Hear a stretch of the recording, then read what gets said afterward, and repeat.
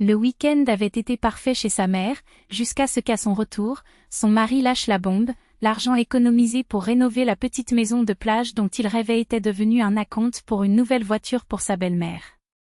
Lorsqu'elle est arrivée avec une valise et des vêtements pour passer tout l'été, la surprise en découvrant la nouvelle a laissé tout le monde sans voix. Ainsi va la vie, parfois, ce qui devrait être notre refuge se transforme en la plus grosse tempête. Et cette histoire, malheureusement, parle exactement de cela. C'était difficile de croire qu'ils avaient fait ça. Christina entra dans la maison et trouva son mari appuyé contre le chambranle de la porte, baigné dans la lumière dorée du coucher de soleil, avec un sourire qui ne correspondait pas à la gravité de ses yeux. Elle fronça les sourcils avec méfiance. « Vous plaisantez, n'est-ce pas ? C'était notre rêve. » Il s'éloigna du mur et s'approcha en tournant le dos comme pour se cacher. « Je sais, mon amour, et je suis heureux. Mais regarde cet endroit, c'est un chantier de construction. Chaque coin appelle à l'aide, et as-tu une idée de combien cela va nous coûter ? » Ses yeux parcoururent la pièce, hochant la tête avec un mélange de résignation et de détermination. « C'est vrai, la maison est abandonnée depuis des années. Mais nous avons réussi à l'acheter, n'est-ce pas ? Trouvons un moyen, petit à petit. Sauvons, sauve. » Sa voix tremblait, pleine d'espoir. Il hocha la tête, mais ses yeux trahissaient de l'inquiétude. « Nous ne pouvons pas encore le dire à ma mère. Si elle le découvre, ce sera le chaos. » Et ce n'était pas une exagération. La mère de Sta a toujours eu le don de transformer n'importe laquelle de ses réalisations en motif de critique voilée. Lorsqu'ils ont acheté l'appartement financé, elle a froncé le nez. « Pourquoi tu ne le loues pas ? C'est beaucoup plus pratique. » Puis, comme si c'était la chose la plus naturelle du monde, elle a exigé qu'il finance les rénovations de sa maison, parce que c'est comme ça que vit la famille. Sta l'a aidé, mais pas comme elle le souhaitait, et le châtiment a été un flot de ressentiment. « Tu n'as pas de cœur, mon fils. Tu ne penses à personne d'autre qu'à toi-même. » Comme si cela ne suffisait pas, lorsqu'ils ont finalement réussi à acheter un nouveau réfrigérateur et une nouvelle machine à laver, elle a ricané, de l'argent gaspillé. « Ma vieille machine, qui vient de l'Union soviétique, fonctionne toujours à merveille. J'aurais pu vous la donner, elle durerait toute une vie. » Mais pas un mois ne s'est écoulé et, comme par magie, la même Oksana Petrovna a appelé pour demander quelque chose, pour lui faciliter la vie. « Fils, emmène-moi au magasin, je n'ai besoin que de 2 ou 3 choses. » Sta en revient abattu, avec un budget troué et un nouvel électroménager de pointe chez sa mère, un lave-vaisselle et un robot aspirateur qui coûtent 2 fois plus cher que ce qu'ils avaient. Elle s'est appuyée là où ça fait mal, a-t-il expliqué, tandis que Christina essayait de contenir sa frustration. Mais c'est incroyable, Sta. Elle vit mieux que nous. Elle a son propre appartement, son salaire, sa datcha, et elle nous suce toujours jusqu'aux os. Il secoua la tête avec incrédulité. Maman ? Nous envie ? Impossible. Christina, cependant, n'était pas convaincue. Remarque, chaque fois que nous achetons quelque chose, un nouveau besoin surgit. Ce n'est pas une coïncidence. Pour prouver son point de vue, le lendemain, Christina est rentrée à la maison avec un tout nouveau robot culinaire. « D'où as-tu eu ça ?» Les yeux de Sta s'écarquillèrent. « Je l'ai emprunté à mon voisin, juste pour tester une théorie. » Ils ont invité Oksana à prendre un café. La belle-mère inspectait la cuisine d'un air de supériorité en fronçant le nez. « Ah, c'est jeune, avant, on faisait tout à la main, avec effort. Maintenant, ils veulent juste de la facilité. » Christina sourit gentiment. « C'est vrai, mais le progrès existe pour une raison. Cette machine me fait gagner des heures dans la journée. » Oksana pinça les lèvres mais ne discuta pas. Il but son thé et partit. Le lendemain matin, le téléphone sonna.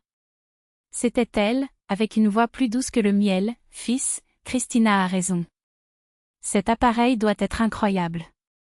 Je pense que j'en ai besoin aussi. Économise de l'argent pour moi, d'accord ? » Christina, toujours somnolente, échangea un regard triomphant avec son mari. « Tu vois ? Je n'avais pas tort. » Sta soupira, épuisée. « Maman, ce n'est pas possible cette fois. Et s'il te plaît, comprends, je ne peux pas acheter tout ce que nous avons. Je ne peux toujours pas me le permettre. De l'autre côté, le silence était interrompu par une respiration lourde, pleine de drame. Bien sûr, maintenant que tu as ta famille, je ne te le dirai plus. Après tout ce que j'ai fait pour toi, c'est comme ça que tu me récompenses? L'appel s'est terminé par un clic sec. Sta resta là, abasourdie, pendant que Christina le serrait dans ses bras. Elle s'en remettra. C'est toujours le cas. Et il l'a surmonté, mais quelque chose a changé après ce jour.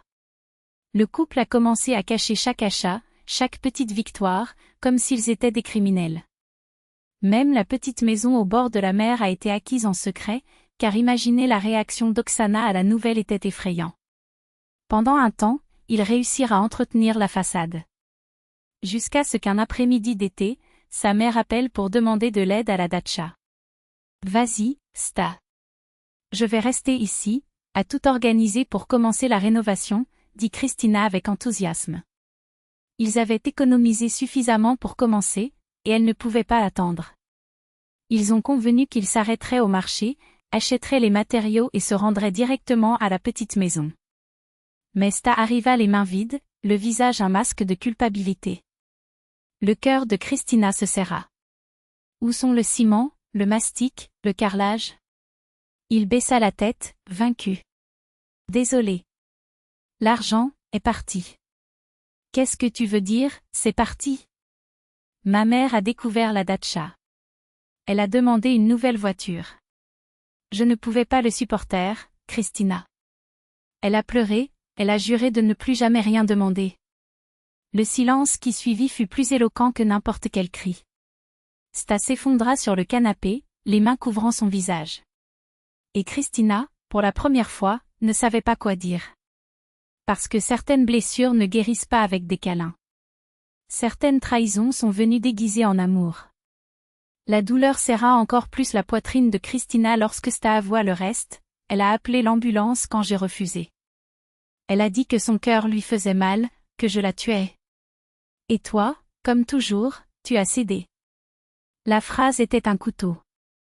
Non pas à cause de l'accusation qui était juste mais à cause de la pure vérité, il avait raison. Elle avait toujours cédé. Non pas par faiblesse, mais par amour qui, il le réalisait maintenant, avait été utilisé comme monnaie d'échange. La porte claqua avec un bruit qui résonna dans leurs deux âmes. Il n'y avait plus de mots. Se battre serait inutile, l'argent s'était déjà évaporé entre les mains d'Oksana Petrovna, emportée par le vent de ses exigences. Ainsi, Christina a fait ce qu'elle faisait toujours lorsque la vie la poussait contre le mur, elle est passée à l'action. Il sortit son téléphone portable de sa poche, composa le numéro de ses parents et, d'une voix ferme malgré le tremblement de ses mains, expliqua la situation. Il n'a pas demandé, il a demandé de l'aide. Ce n'est pas un prêt, c'est un investissement dans notre avenir. Et mon respect. Une demi-heure plus tard, la notification bancaire éclairait l'écran, le montant était là. De quoi terminer la rénovation. De quoi prouver, à elle-même et à lui, que certaines chaînes pouvaient être brisées.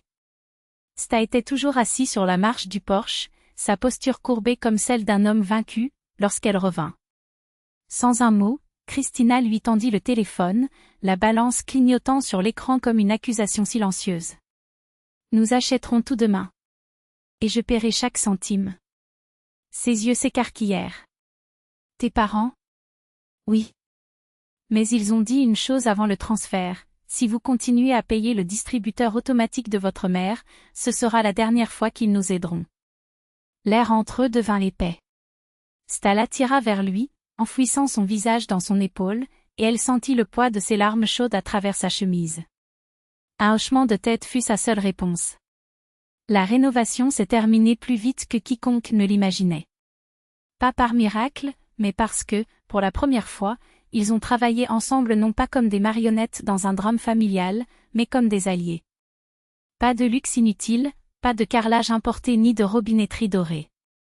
Juste l'essentiel, réparer ce qui était cassé, renouveler ce qui était usé, transformer cet espace en maison. Votre maison. Pendant un instant, ils parurent même libres. Ils prenaient des vacances, planifiaient des voyages, se permettait de rêver. Jusqu'à ce que le téléphone sonne. C'était Oksana Petrovna. Sa voix, douce comme un poison, annonçait la tempête. « Mes amours, j'arrive. J'ai emballé quelques affaires pour votre maison. Après tout, vivre près de la mer sans confort est un péché. Préparez votre chambre, je vais passer tout l'été avec vous. » Christina se figea. Le drame audio qui a suivi les soupirs dramatiques, les allusions aux « enfants ingrats », la liste des « petites faveurs » qui l'attendaient était comme regarder un film qu'ils avaient déjà trop vu. Sta, pour une fois, n'est pas intervenu. Non pas parce que j'étais d'accord, mais parce qu'au fond, je ne voulais pas non plus de cette invasion. Alors il a fait ce qu'il avait toujours fait, il a attendu. Il attendit que sa femme, une fois de plus, résolve ce à quoi il n'avait pas le courage d'affronter. Mais Christina n'était plus la même. Lorsque la nouvelle voiture d'Oksana Petrovna s'est arrêtée devant le portail, l'arrière rempli de valises et de sacs de cadeaux, qui étaient en fait des charges déguisées, elle était déjà là. Pas avec un sourire forcé, pas avec une étreinte formelle. Avec un sac de couchage, un thermos et un kit de camping pas cher acheté à la va-vite. La belle-mère se tenait debout, confuse, tenant une boîte en porcelaine qui, Christina le savait, se briserait, accidentellement, d'ici une semaine. Qu'est-ce que c'est ? Le ton était celui d'une supériorité blessée. Vos affaires pour les 3 prochains mois, Oksana Petrovna. Les yeux de la femme s'écarquillèrent. Vous plaisantez ? Je n'ai nulle part où rester. Christina pencha la tête, souriant sans joie. Oui, il y en a. Dans votre nouveau van que nous avons d'ailleurs payé. Ou, si vous préférez, il y a d'excellents hôtels par ici. Mais dans cette maison ? Elle montra la porte fermée. Ici, tu n'entres plus. Sta apparut derrière la clôture, ses doigts se resserrant sur la clôture comme s'il avait besoin de soutien. Son regard rencontra celui de sa mère, et pour une fois, il n'y avait aucune culpabilité. Juste une fermeté que Christina n'avait jamais vue chez lui. Elle a raison, maman.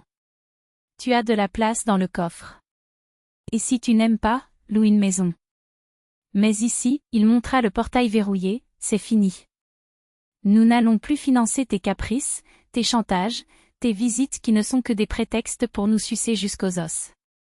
Nous avons déjà trop donné. Maintenant, donne-nous la paix. Le visage d'Oksana Petrovna se tordit. Les larmes sont venues en premier, elles l'ont toujours fait. Comment oses-tu ?